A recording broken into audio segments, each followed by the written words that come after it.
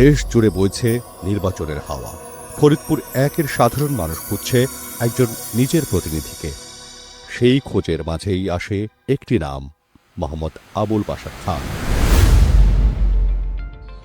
এই দায়িত্ব নেওয়ার পথে মানুষের বিশ্বাসই তার সবচেয়ে বড় শক্তি।